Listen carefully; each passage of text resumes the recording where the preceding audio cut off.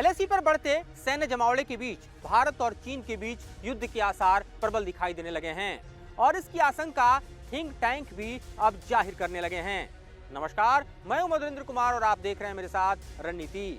आज की रणनीति में आपको हमें समझाने वाले हैं कि क्यों दरअसल भारत अपने सैन्य जमावड़े को एलएसी पर चीन के खिलाफ बढ़ा रहा है, किस तरह से भारत के बेहतर हो रहे एलएसी की तरफ इंफ्रास्ट्रक्चर चीन के लिए परेशानी का सबब बनते जा रहे हैं और चीन क्यों दरअसल भारत के बढ़ते सैन्य जमावड़े, बढ़ते इंफ्रास्ट्रक्चर से बौखलाया हुआ है।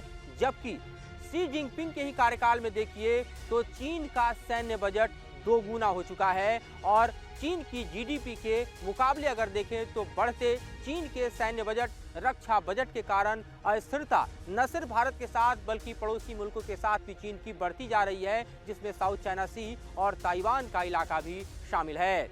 लेकिन भारत और चीन के बीच क्यों ऐसा लगता है कि दरअसल युद्ध के आसार प्रबल होते जा रहे हैं और क्यों दरअसल थिंक टैंक भी इस तरह के आसार को जाहिर कर रहे हैं, ये समझना बेहद जरूरी है और ये जानना भी बेहद जरूरी है कि चीन के अंदर चल क्या रहा है, शी जिनपिंग की मंशा क्या है। क्योंकि हम जानते हैं कि लगभग 21 दौर का कॉर्प्स कमांडर लेवल बातचीत होने के बाद भी चीनी सेना के पांव एलएसी पर पीछे नहीं हट रहे। ईस्टर्न लद्दाख में तनाव के बादल जस के तस बने हुए हैं, चाहे डेमचौक का इलाका हो, चाहे देपसांग का इलाका हो, काराकोरम पास की तरफ आप देख लीजिए, ये पूरा ऐसा इलाका है जिसको न सिर्फ चीन ने अपने सैन्य जमावड़े के कारण बल्कि बढ़ते इंफ्रास्ट्रक्चर के कारण पूरी तरह से युद्ध भूमि में तब्दील कर लिया है। और ऐसे में भारत के पास भी कोई चारा नहीं। भारत भी मिरर डिप्लॉयमेंट के साथ साथ यहाँ पर न सिर्फ अपने सैन्य जमावड़े को बढ़ा रहा है बल्कि इंफ्रास्ट्रक्चर को डेवलप कर रहा है। लगातार टनल्स जो बन रहे हैं, जिस तरह से बीआरओ ने अपने इंफ्रास्ट्रक्चर को क्रिएट किया है, ऑल वेदर कनेक्टिविटी को ईस्टर्न लद्दाख में इंश्योर किया गया है। एयरफोर्स के साथ साथ आर्टिफिशियल इंटेलिजेंस और इतना ही नहीं बल्कि हाइब्रिड वॉरफेयर के भी तमाम हथियार जो हैं वो भारतीय सेना ने तैयार कर रखे हैं। और आज की तारीख में देखें तो भारतीय सेना ऑल वेदर वहां पर अपने प्रेजेंस को बनाते हुए न सिर्फ चीन के सामने हिमालय के पहाड़ की तरह खड़ी है बल्कि चीन को लगातार इस बात का एहसास भी दिला रही है कि 1962 का भारत नहीं है, ये भारत दरअसल नया भारत है जो कि दुश्मन के घर में घुसकर मारना जानता है। और इसीलिए आप देखिए कि गलवान घटना के बाद चीन ने अपने कदम तब पीछे हटाए जब भारत ने और भारतीय सेना ने अति महत्वपूर्ण सामरिक दृष्टिकोण से जो कैलाश रेंज है उस पर कब्जा कर लिया था और तब जाके चीन को दरअसल आप देखिए तो फिंगर एरिया खाली करना पड़ा था। लेकिन अभी भी डेमचौक और देपसांग के एरिया में जो कि तमाम ऐसे इलाके हैं जहां पर पेट्रोलिंग पॉइंट्स जो हैं वो दरअसल इस वक्त फ्रीज पड़े हुए हैं और सैन्य जमावड़े के कारण ये इलाका पूरी तरह से युद्ध भूमि में दिखाई दे रहा है। बातचीत तो लगातार चल रही है लेकिन बातचीत के नतीजे जो हैं भारत और चीन के बीच देखिए तो लगातार सिफर हो रहे हैं। इस बीच भारत ने हिमालय के पहाड़ों की तरफ आप देखें तो हिमाचल प्रदेश और उत्तराखंड की तरफ चीन से लगने वाली लगभग 550 किलोमीटर से ज़्यादा की जो सीमा है वहां पर अपने 10,000 ट्रूप्स की संख्या बढ़ा दी है। यहाँ पर ट्रूप्स का जमावड़ा बता रहा है कि चीन के साथ लगने वाली जो एलएसी है, जो सीमा रेखा है, लगभग 3500 किलोमीटर से ज़्यादा है। अरुणाचल से लेकर देखिए तो आप सिक्किम, इधर उत्तराखंड, हिमाचल से लेकर तो ईस्टर्न लद्दाख तक, इन तमाम इलाकों में इस वक्त भारतीय सेना का जमावड़ा, भारतीय सैन्य साजो सामान का जमावड़ा अब तक के भारत के इतिहास में चीन के खिलाफ अप्रत्याशित है। और इसी सैन्य जमावड़े के खिलाफ जो है चीन अब आग उगलता दिखाई दे रहा है क्योंकि चीन को ऐसा लगता है कि उसकी मंशा भारत भांप चुका है। उसकी मंशा को भांपते हुए भारत जो इस तरह की तैयारी कर रहा है, चीन की दाल एलएसी पर नहीं गलने वाली। कुछ आंकड़े हमारे पास हैं, उसको हम पेश कर देते हैं और सबसे पहले हम आपको इस रिपोर्ट से रूबरू कराते हैं जिसमें ये कहा जा रहा है कि 5 साल के भीतर भारत और चीन के बीच युद्ध जो है अवश्यंभावी है। रूसी यानी रॉयल यूनाइटेड सर्विसेज इंस्टीट्यूट ने अभी जो रिपोर्ट जाहिर की है उसमें कहा गया है war clouds over the Indian horizon. War clouds of Indian horizon की जो रिपोर्ट है ये बतलाती है कि चीन क्यों दरअसल भारत से डरा हुआ है।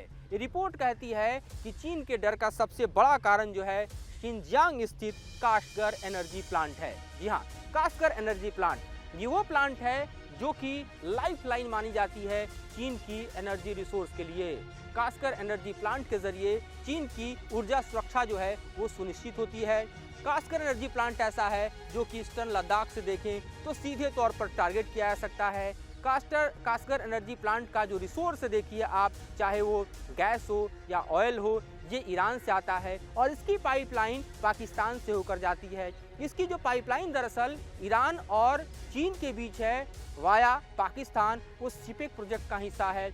वो सीपेक प्रोजेक्ट जो कि भारत की संप्रभुता पर देखें तो सवाल खड़ा करता है। तो जाहिर तौर पर चीन इस बात से भी घबराया हुआ है कि भारत की संप्रभुता पर जिसका सीपेक प्रोजेक्ट सवाल है, उसका जवाब भारत जब देगा तो न सिर्फ ये जवाब जो है पीओके तक सीमित रहेगा, बल्कि सिंजियांग तक खड़ा होगा। और सिंजियांग में उसके जो एनर्जी रिसोर्सेज हैं, जो एनर्जी एक तरह से देखा जाए चीन की जिसका पीछे बैकबोन जो है वो आपको ईरान दिखाई देता है, उसको पूरी तरह से भारत डिस्ट्रॉय करने की कैपेबिलिटी रखता है। तो ये भी एक बड़ा कारण है जिससे चीन जो है वो कहीं ना कहीं एलएसी पर अपने कदम पुरजोर तरीके से जमाए रखना चाहता है। उसके साथ ही काराकोरम पास को आप बखूबी जानते हैं, देप्सांग प्लेन का इलाका आप बखूबी जानते हैं। ये वो इलाके हैं जहां पर भारतीय उपस्थिति से ही चीन जो है डर जाता है, क्योंकि उसको मालूम है कि भारत की सेना यहां से आगे बढ़ी तो समूचे तिब्बत पर अपना कब्जा जमा लेगी। तो ये भी चीन के डर का एक बड़ा कारण है। इस बीच हमारे पास जो रिपोर्ट्स हैं वो दरअसल बिंदुवार बतलाते हैं कि किस तरह से चीन की इस बौखलाहट को भारत और बढ़ाने वाला है।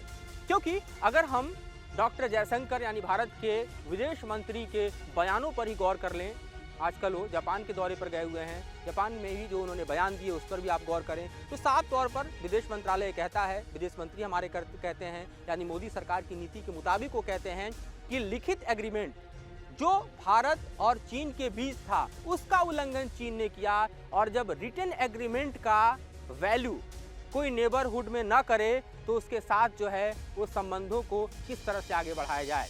संबंधों में उतार चढ़ाव पड़ोसियों के बीच होते हैं, संबंधों में खटास मिठास होते रहते हैं, लेकिन जब रिटर्न एग्रीमेंट को ही कोई पड़ोसी धत्ता देने लगे तो उसकी नीयत पर भरोसा नहीं किया जा सकता। और यही भारत की इस वक्त नीति है कि वो चीन की नीयत पर कतई भरोसा नहीं करता। और इसी कारण आप देखिए सेला पास आज की तारीख में खुल चुका है। वो सेला पास जो कि तवांग की तरफ, बुमला की तरफ ऑल वेदर कनेक्टिविटी भारत को प्रदान कर रहा है, क्योंकि 13,600 फीट की ऊंचाई पर सेला पास का ऐसा इलाका था जो कि बर्फबारी के दौरान 6 महीने बंद हो जाता था। और इसके चलते तवांग और खासतौर पर अरुणाचल प्रदेश के इस इलाके में भारत को अपनी सामरिक कनेक्टिविटी के लिए एयरफोर्स पर डिपेंडेंसी थी, चिनूक पर डिपेंडेंसी थी, C-130 पर डिपेंडेंसी थी। लेकिन जो पैदल ट्रूप्स मूवमेंट है, जो पूरा हमारा आर्म फोर्सेस का मूवमेंट है बाई रोड, वो काफ़ी डिस्टर्ब होता था। लेकिन सेला पास के खुल जाने से अब जो डिप्लॉयमेंट है और जो इंगेजमेंट है इंडियन आर्मी की सामरिक दृष्टिकोण से वो चीन के बॉर्डर पर अरुणाचल में अब हर वेदर में, हर हम कहें कि भौगोलिक परिस्थिति और चुनौती के बीच जो है वो संभव है। तो सेला पास का खुल जाना भी चीन के लिए किसी खतरे की घंटी से कम नहीं, क्योंकि अरुणाचल पर चीन तो लंबे समय से अपनी नजरें गड़ाए बैठा है। ये वो इलाका है जो जिसने 1962 का युद्ध देखा। ये वो इलाका है जहां बुमला और तवांग होते हुए सेला से क्रॉस करते हुए चीन की सेना तेजपुर तक यानी नीचे प्लेन तक आ गई थी। तो इन इलाकों को सुरक्षित करना भारत के लिए सबसे बड़ी चुनौती में से एक था। और उसकी सबसे बड़ी बाधा जो है वो सेला की भौगोलिक परिस्थिति थी, 13,600 फीट की ऊंचाई थी। तो सेला पास का उद्घाटन करके पीएम मोदी ने ऑल वेदर कनेक्टिविटी अरुणाचल में दे दी। 10,000 की संख्या में ट्रूप्स को बढ़ाकर हिमाचल में और उत्तराखंड में चीन के साथ अपनी सीमाओं को सुरक्षित करने के लिए भी जो ताना बाना बुना गया है वो भी चीन के लिए किसी खतरे की घंटी से कम नहीं। और इस तरह लद्दाख में चीन को चुनौती देते हुए मिरर डिप्लॉयमेंट के जरिए जिस तरह से भारत खड़ा है वो अपने आप में बतला रहा है कि किस तरह से दरअसल भारत की संप्रभुता की रक्षा करना भारतीय सेनाओं की पहली प्राथमिकता है। और उस प्राथमिकता के तहत चीन जैसे दगाबाज के सामने भारतीय सेना पुरजोर तरीके से खड़ी नजर आ रही है। तो ये समूचा दरअसल इस वक्त का खाका है जो इस वक्त हम आपको अरुणाचल से लेके हिमालय की पहाड़ियों पर, खासतौर पे आप देखिए तो अरुणाचल और हिमाचल पे, और इसके अलावा ईस्टर्न लद्दाख में दिखा रहे हैं। इसके अलावा भी रिपोर्ट्स हैं जो बतलाते हैं कि चीन कर क्या रहा है। और इस रिपोर्ट को लेकर हम देखें तो जापान से लेकर अमेरिका ने भी अपनी एक तरह से प्रतिक्रिया जाहिर की है। ये रिपोर्ट कह रहा है कि चीन ने दरअसल अगर आप देखें तो 2013 में जो उसका रक्षा बजट मात्र 720 बिलियन युआन था उसको बढ़ाकर 2024 तक उसने 1.6 ट्रिलियन युआन कर लिया है, यानी 230 बिलियन डॉलर लगभग अब चीन का रक्षा बजट हो गया है। और ये अपने आप में बतला रहा है कि किस तरह से शी जिनपिंग का जो कार्यकाल है वो पूरी तरह से चीन के सैन्य सुदृढ़ीकरण का कार्यकाल है। शी जिनपिंग का पूरा फोकस एक्सपेंशन का है, अपनी सीमाओं की बढ़ोतरी का है। भारत के साथ सीमाई एक तरह से देखें तो जो टसल है उसको युद्ध में परिवर्तित करने का है। हम जानते हैं कि ताइवान में किस तरह से चीन का इंटरफेरेंस लगातार जारी है। साउथ चाइना सी में हम देख रहे हैं कि चीन अपने विस्तारवाद को किस तरह से हवा दे रहा है, डेप ट्रैप के जरिए अपने पड़ोसियों को किस तरह से फंसा रहा है। वियतनाम से लेकर फिलीपींस और जापान तक चीन की इस नीति से आहत हैं और ऐसी परिस्थिति में भारत के साथ अगर युद्ध के बादल मंडरा रहे हैं तो इसमें किसी को शक, किसी को आशंका नहीं होनी चाहिए। और जाहिर है इसी के मद्देनजर भारतीय सेना भी पुरजोर तैयारी में सीमाओं पर दिखाई दे रही है। तो फिलहाल भारत और चीन के बीच चल रहे तनाव के बादलों के बीच ये रिपोर्ट, आगे इसकी और कड़ियां आपके सामने पेश करेंगे और बताएंगे कि भारत और चीन के बीच क्या चल रहा है। फिलहाल मुझे और मेरे सहयोगी विकास राय को दीजिए इजाजत।